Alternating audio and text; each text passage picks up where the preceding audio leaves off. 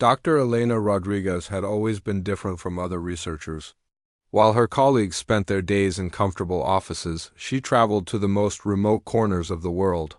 Her backpack was always ready, filled with cameras, notebooks, and enough supplies to last weeks in places where cell phones had no signal. For 15 long years, she had been chasing something most people would call impossible.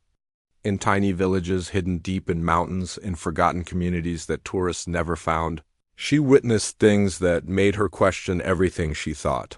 She knew about human abilities. The first time it happened was in a small village.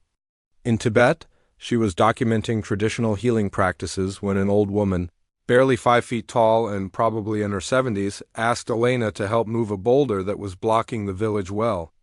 Elena looked at the massive stone, easily weighing several hundred pounds, and started looking around for tools or other villagers to help, but the old woman just smiled, placed her weathered hands on the rock, and with what seemed like a gentle push, moved it aside as if it weighed nothing at all.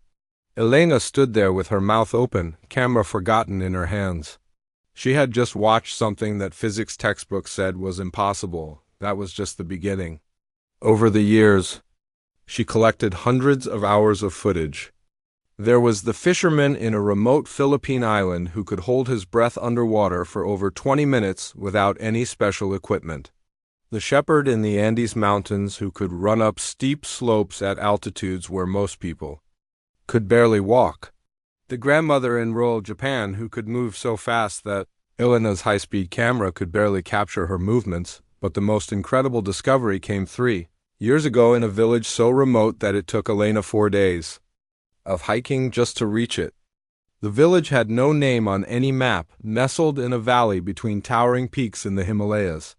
The people there practiced something they called the old way of movement and self-defense. Elena watched as men and women of all ages performed what could only be described as miracles. They moved like dancers, but every gesture had deadly precision. She saw a teenager, no bigger than a high school student, strike a thick tree trunk with his bare hand. The tree, over a foot wide, cracked down the middle. An elderly man demonstrated reflexes that seemed superhuman, dodging stones thrown at him from multiple directions while blindfolded. The village elder, a woman named Tenzin who claimed to be over 90 but moved like someone half her age, explained that these abilities weren't magic.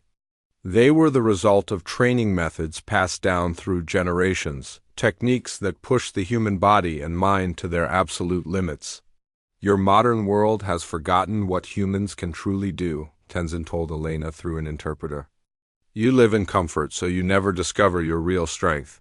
Elena documented everything she could, but she knew that even her best footage would be hard for people to believe. The movements were so fluid, so impossibly fast and powerful, that they looked like special effects from a movie. When she returned to civilization and tried to share her discoveries, the reception was colder than the mountain air she had left behind. At the International Institute of Martial Studies, her colleagues treated her presentations like entertainment rather than serious research. Dr. Harrison Webb, the institute's director, was particularly dismissive. During one presentation, he actually chuckled when Elena showed footage of the tree-splitting demonstration. "Elena," he said with the patronizing tone she had grown to hate, "I'm sure these people are very skilled, but what you're showing us here is clearly exaggerated. Camera angles, editing tricks, maybe even some props we can't see from this footage." Other researchers nodded in agreement.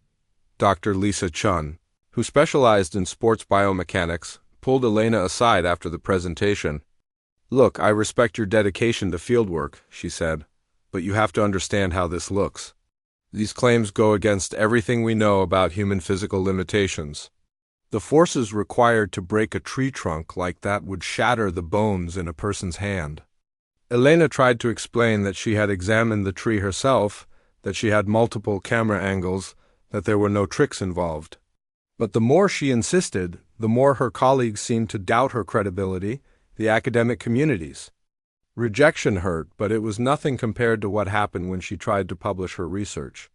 Journal after journal rejected her papers. The feedback was always similar: insufficient evidence, claims too extraordinary, methodology. questionable.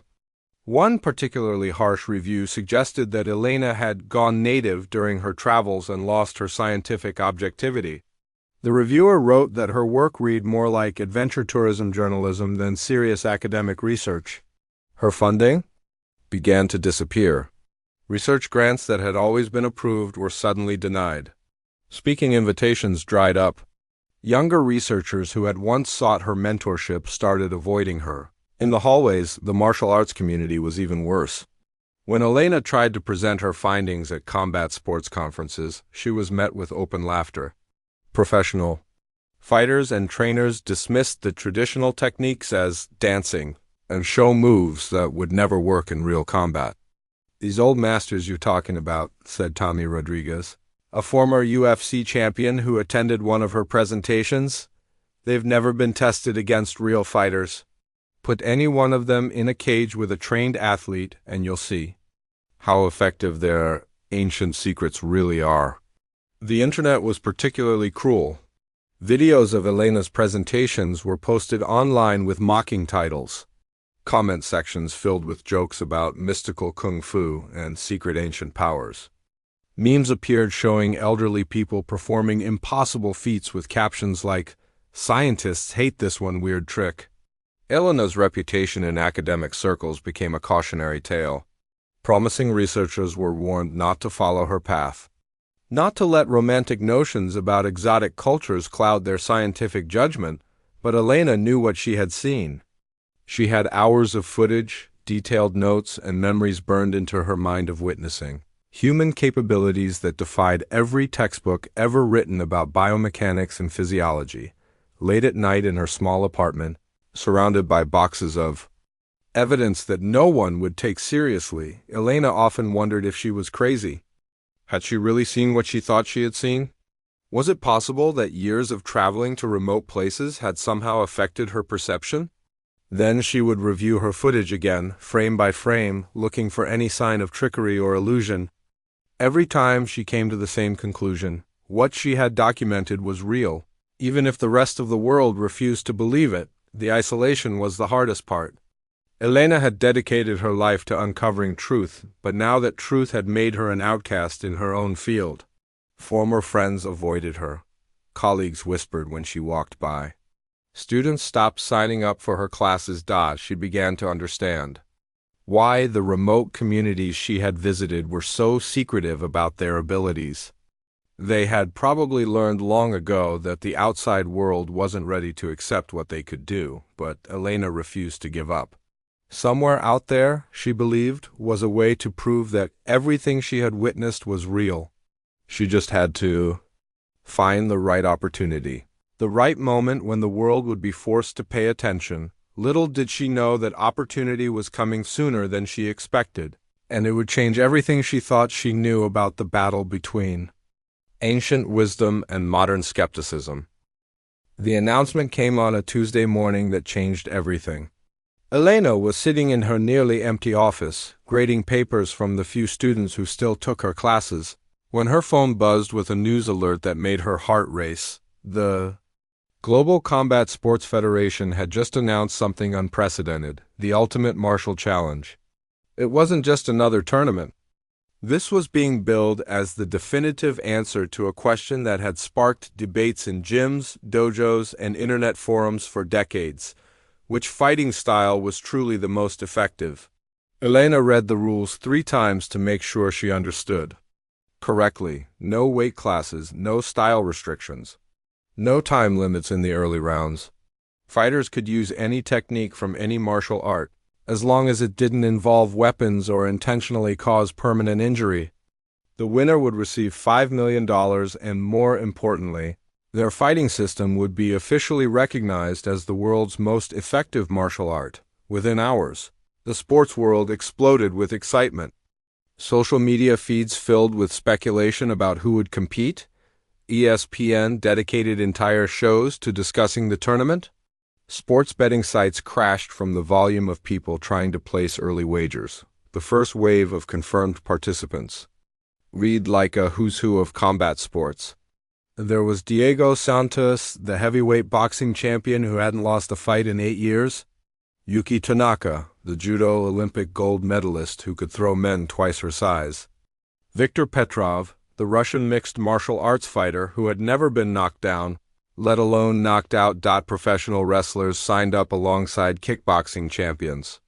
Brazilian jiu-jitsu legends registered next to Muay Thai masters. Navy, SEALs, and Special Forces operators from around the world put their names on the list. The tournament was shaping up to be the most competitive fighting event in human history. Elena watched all of this unfold with growing excitement, but also with a sense of frustration that had been building for years. Here was the perfect opportunity to prove that everything she had documented was real. But how could she convince any of the masters she had met to participate? She started making phone calls, sending emails, and even booking flights to remote locations. The responses were exactly what she expected.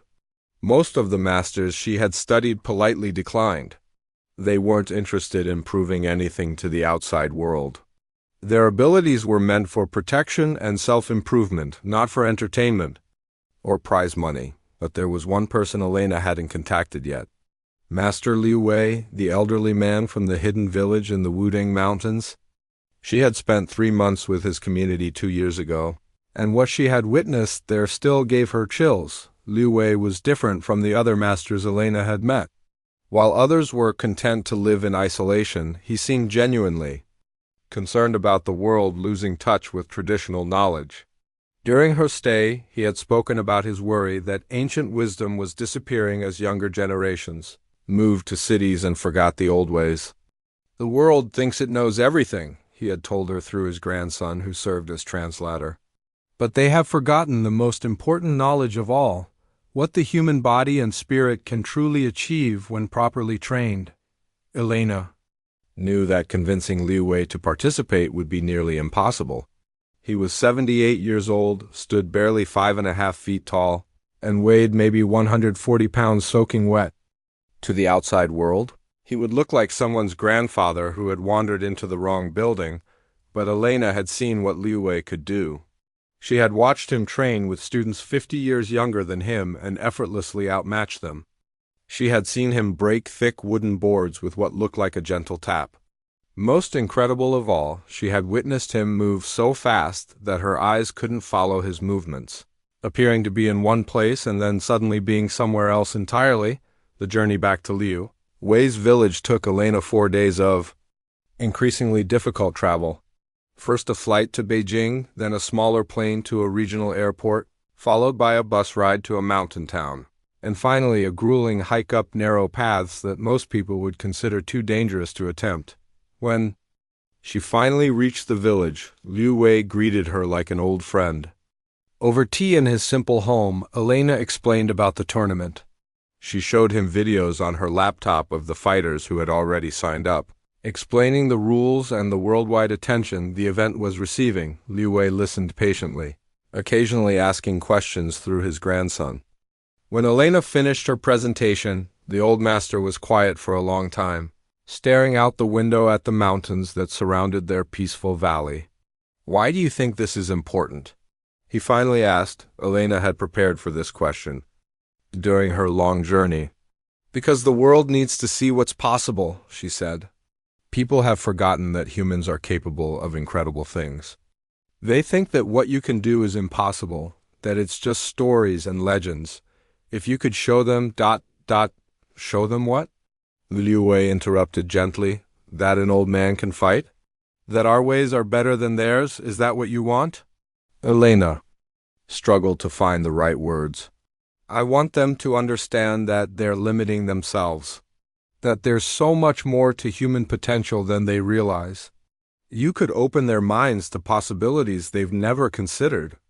Liu Wei's grandson, who had been translating, suddenly spoke up on his own. "Grandfather, I've seen the videos she showed us. These fighters, they're strong, but they move like robots. They use only force against force. They don't understand don't understand how to use an opponent's energy against them." The old master smiled at his grandson's enthusiasm, then turned back to Elena. "If I were to do this thing, it would not be to prove that our way is better. It would be to show that there are many ways to express human potential. Do you understand the difference? Elena nodded, though she wasn't entirely sure she did understand. All she knew was that she was closer to convincing him than she had expected over the next 3 days. Elena watched Liu Wei discuss the decision with other elders in the village. They held long conversations in their local dialect that his grandson only partially translated for her.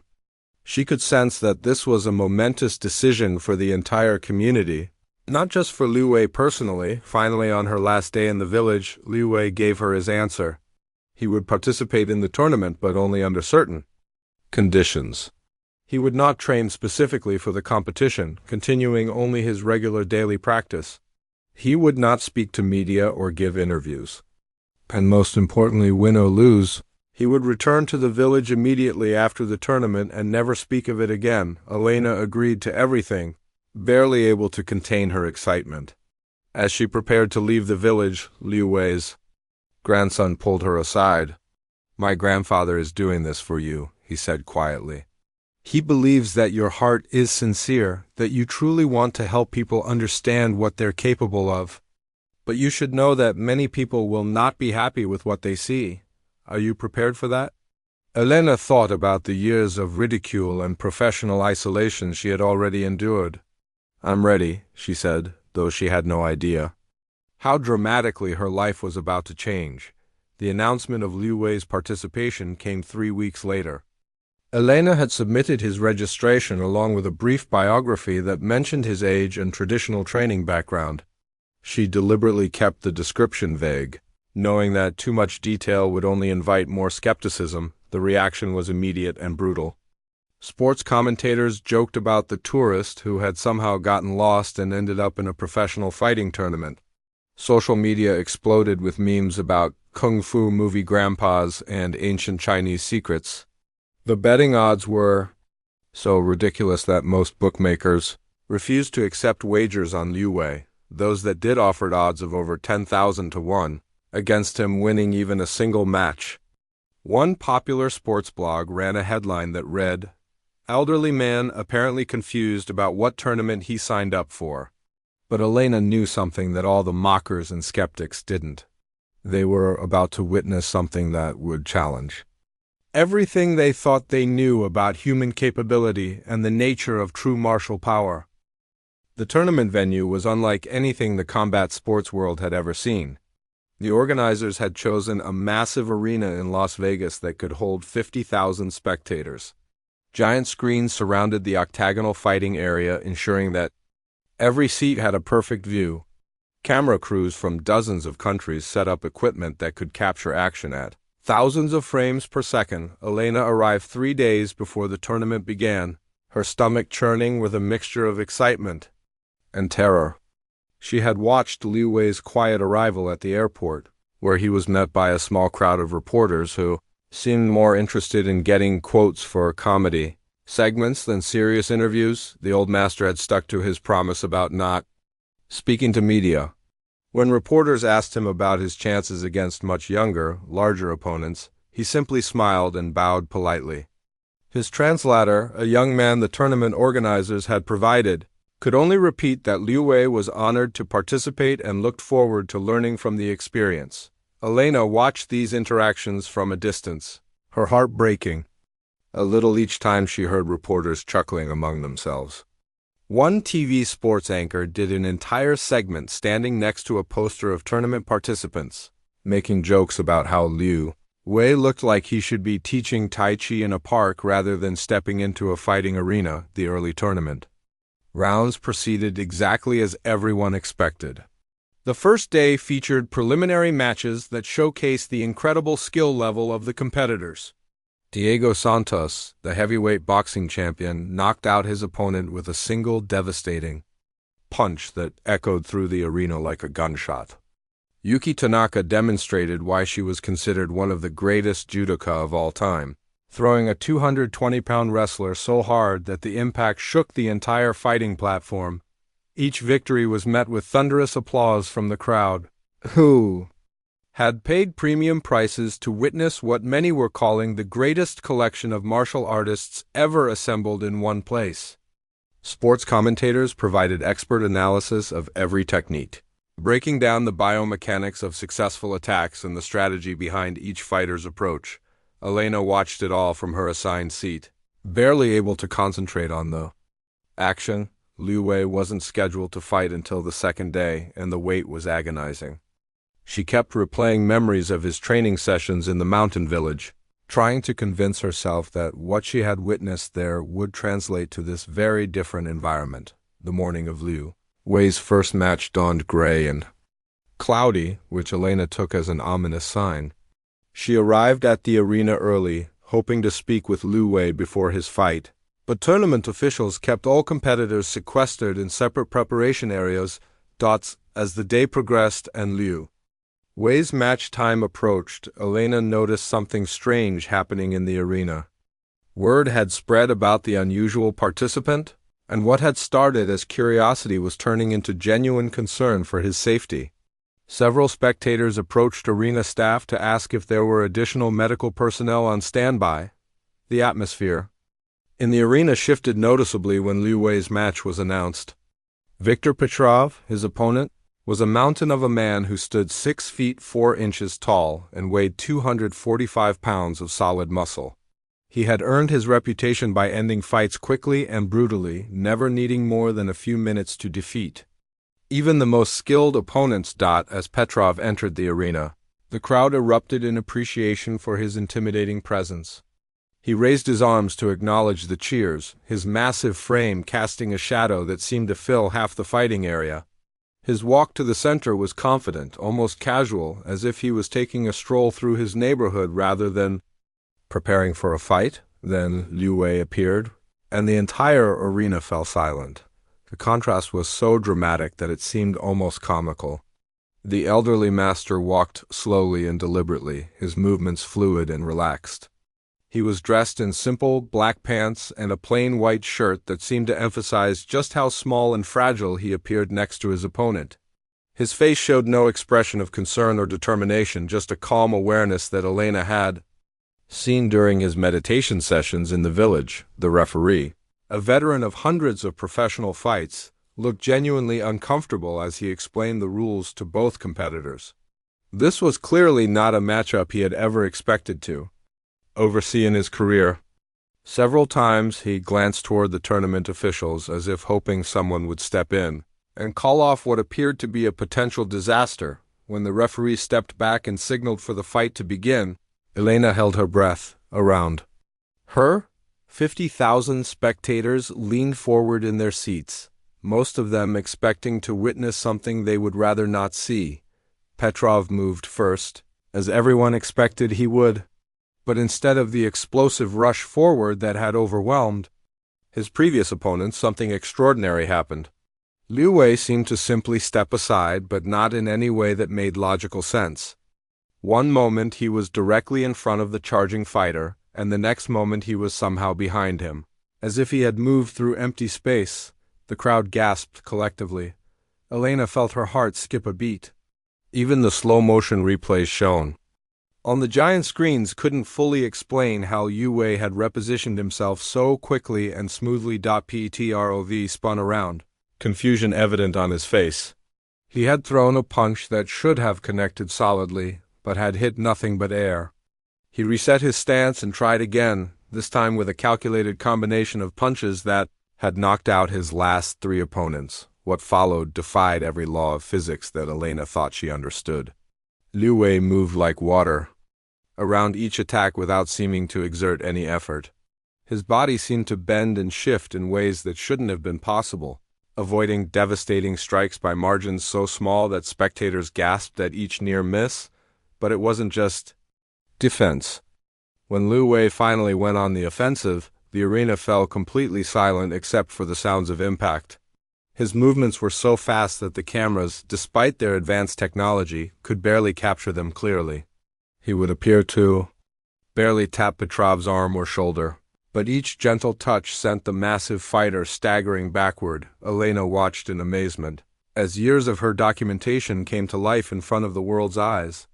This was exactly what she had witnessed in that remote village. The same fluid movements and impossible speed.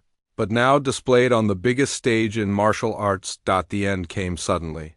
Petrov, growing frustrated by his inability to land a single meaningful strike, threw a wild haymaker with all his strength behind it. Liu Wei stepped into the attack rather than away from it, moving with such precise timing that he seemed to be dancing with his opponent rather than fighting him. His response was a simple palm strike to Petrov's chest that looked like nothing more than a gentle push, but the sound it made, a sharp crack that echoed through the silent arena, told a different story.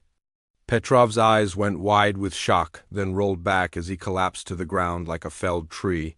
The referee rushed forward to check on the fallen fighter while Liu Wei stepped back, his breathing unchanged, not even a drop of sweat visible on his forehead.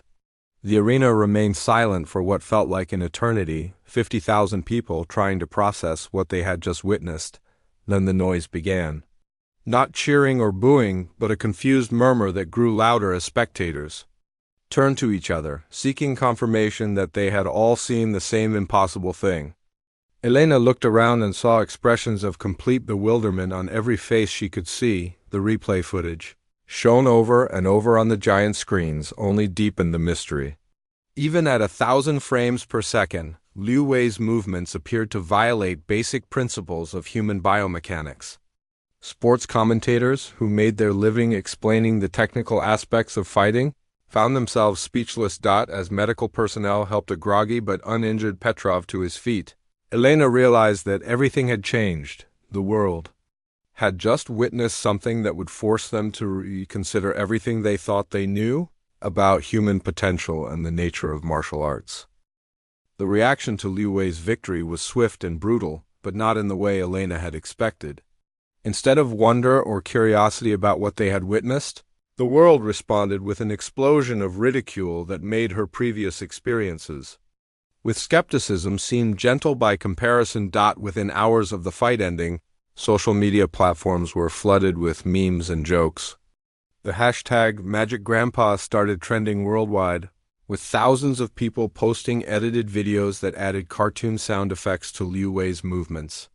Others created fake training videos showing elderly people in parks pretending to have mystical powers. Elena watched in horror as late-night comedy shows picked up the story. One popular host spent 10 minutes of his monologue doing an exaggerated impression of Liu Wei's fluid movements, adding theatrical whoosh sounds and pretending to knock out invisible opponents with gentle taps. The audience laughed so hard that the host had to pause several times to let the noise die down.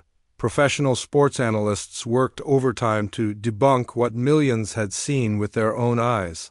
Dr. Richard Thompson, a biomechanics expert who appeared on every major sports network, became the leading voice of the debunking movement. He brought charts and diagrams to his interviews, explaining why Liu Wei's movements were physically impossible and must have been the result of elaborate staging. "What we witnessed," Thompson said during one particularly heated television debate, "was clearly a choreographed performance designed to fool viewers who don't understand the scientific principles of human movement. No 78-year-old man can generate the forces necessary to knock out a professional heavyweight fighter with a gentle palm strike. It's simply not possible." When the show's host pointed out that the fight had been recorded from dozens of angles by high-speed cameras, Thompson dismissed this evidence without hesitation. "Camera tricks have become incredibly sophisticated," he said confidently. "What we're seeing is probably a combination of strategic camera angles, editing techniques, and possibly even digital effects added in post-production." The combat sports community was even more vicious in their response. Professional fighters, who had spent years building their reputations, felt personally attacked by the suggestion that traditional techniques could be superior to modern training methods. They flooded social media with angry posts calling Liu Wei's performance a fraud that insulted the integrity of martial arts. Tommy Rodriguez, the former UFC champion who had previously dismissed Elena's research, posted a video response that went viral within days. "This old man didn't beat Viktor Petrov," he said directly to the camera, his voice tight with anger. "Viktor threw the fight. Either he was paid off or this whole tournament is rigged for publicity. Real fighters don't get knocked out by magic chi blasts or whatever that was supposed to be.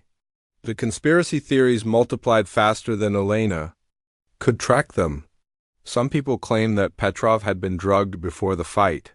Others suggested that Liu Wei was wearing hidden devices that delivered electric shocks. The most elaborate theory involved the entire tournament being fake, with all the fighters being paid actors performing scripted matches for entertainment value. What hurt Elena the most was watching how quickly the legitimate questions were drowned out by mockery. A few journalists and researchers tried to approach the story with genuine curiosity, asking about the training methods that could produce such results or the scientific principles that might explain Liu Wei's abilities, but their voices were lost in the sea of jokes and ridicule. Dr. Patricia Williams, a neurologist who had studied unusual human capabilities, published a thoughtful article suggesting that Liu Wei's performance might represent an advanced understanding of human reflexes and muscle control that conventional science hadn't fully explored. The article received 3 serious responses and over 2,000 comments mocking her for believing in kung fu magic. Elena found herself thrust into the spotlight in ways she had never wanted. Interview requests poured in from every media outlet imaginable, but she quickly realized that none of them were interested in serious discussion. Every appearance turned into a hostile interrogation, where she was treated more like a con artist than a legitimate researcher. During one particularly brutal television interview, the host introduced her as the woman who claims to have discovered real-life superheroes in remote villages. Before she could even explain her research methodology, the interview devolved into accusations that she and Liu Wei were running an elaborate scam to promote mystical nonsense over legitimate martial arts. "Dr. Rodriguez," the host said with barely concealed contempt, "you've spent 15 years collecting footage of these alleged superhuman abilities, but somehow no other researcher has been able to replicate your findings. Doesn't that suggest that maybe, just maybe, you're seeing what you want to see rather than what's actually there?" Elena tried to explain that other researchers had never bothered to visit the remote communities she had studied, that they dismissed her work without investigation. But every answer she gave was met with more skepticism and barely concealed mockery from both the host and the studio audience. The academic world wasn't any kinder. Her university colleagues, already suspicious of her research, now treated her like a pariah. Department meetings became uncomfortable affairs where conversations stopped when she entered the room. Students began dropping her classes in droves, leaving her teaching to nearly empty lecture halls. Dr. Harrison Webb, her longtime colleague and critic, published an open letter in the university newsletter essentially disavowing Elena's work. "While we respect Dr. Rodriguez's dedication to cultural anthropology," he wrote, "we must distance ourselves from claims that lack scientific rigor and appear designed more for sensationalism than genuine academic inquiry." But the worst part wasn't the professional isolation or the public ridicule. It was watching Liu Wei's subsequent victories get dismissed with increasing creativity and desperation from the debunking community. When Liu Wei defeated the judo Olympic champion in his second match, critics claimed the victory was even more obviously staged than the first. When he overcame a decorated Navy SEAL in the quarterfinals using the same fluid, impossible movements, conspiracy theorists insisted that the entire military was somehow involved in the cover-up. Each victory only intensified the mockery. Social media users created elaborate parody videos showing themselves performing ancient martial arts techniques by pretending to have invisible powers. The more incredible Liu Wei's performances became, the more ridiculous the attempts to explain them away grew. Elena watched fight analysts break down slow-motion footage frame by frame, desperately searching for evidence of wires, hidden devices, or editing tricks. When they couldn't find any, they simply insisted that the technology used to create the illusion was too advanced for them to detect. The betting odds, which had started at 10,000 to 1 against Liu Wei, now refused to accept any wagers on his matches at all. Bookmakers claimed that the obviously fixed nature of his fights made them impossible to handicap fairly, professional fighters, began demanding that Liu Wei submit to extensive drug testing, medical examinations, and equipment searches before each match. Tournament officials, caught between the demands of skeptics and the massive television ratings that Liu Wei's matches were generating, agreed to increasingly invasive pre-fight procedures. Elena watched helplessly as Liu Wei submitted to every test with quiet dignity. Blood tests, urine tests, full-body X-rays, metal detectors, and physical examinations that would have been humiliating for anyone else. Every test came back normal, but the results only fueled more conspiracy theories about advanced cheating methods that were too sophisticated to detect. The most painful part was seeing how the mockery affected the communities Elena had studied. Video clips of her research were being shared online alongside jokes and memes, turning sacred traditions into internet entertainment. She received angry emails from some of the masters she had worked with, accusing her of betraying their trust by exposing their practices to ridicule. As Liu Wei advanced toward the tournament finals, Elena realized that no amount of evidence would convince the skeptics. They had made up their minds that what they were seeing was impossible, and they would twist any facts necessary to support that conclusion. The world wasn't ready to accept that their understanding of human potential might be limited, and they would rather believe in elaborate conspiracies than expand their view of what was possible. The tournament officials made their announcement on a Thursday morning that sent shockwaves through the martial arts world. Elena was in her hotel room, reviewing footage from Liu Wei's previous matches, when every news channel simultaneously broke the story. The final match had been changed. Instead of facing one opponent, Liu Wei would fight 3 competitors at the same time. The announcement came with a carefully worded explanation about ensuring competitive balance and addressing concerns about match integrity, but Elena knew exactly what was happening. The pressure from skeptics had become too intense to ignore. The 3 opponents chosen for this unprecedented final were no accident. They represented the absolute pinnacle of different fighting disciplines. There was Chen Zhao, the current heavyweight kickboxing world champion whose leg kicks could break baseball bats. Roberto Silva, a Brazilian jiu-jitsu master who had never been defeated on the ground and could submit opponents in seconds. And finally, David Park, a Korean taekwondo expert whose speed and precision had earned him the nickname the Human Lightning Bolt. Elena felt sick watching the press conference where the rule change was announced.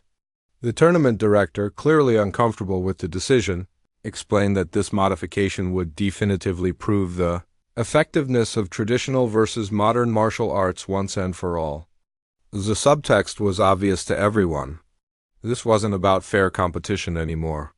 It was about exposing what the organizers and critics believed was an elaborate fraud.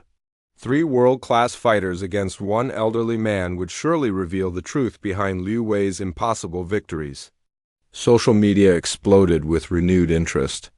The hashtag 3-on-1 trended worldwide as people debated whether the match was fair or if it had gone too far. Even some of Liu Wei's harshest critics began expressing concern that the modified rules were designed more for humiliation than for legitimate competition. Elena tried desperately to reach Liu Wei before the final match, but tournament officials had implemented even stricter isolation protocols. All she could do was watch from her assigned seat as the arena filled with the largest crowd in combat sports history. Ticket prices had skyrocketed, and the pay-per-view numbers were breaking every existing record. The atmosphere in the arena was unlike anything Elena had experienced in her years of attending martial arts events. There was an electric tension in the air, a mixture of excitement and dread that seemed to affect everyone present.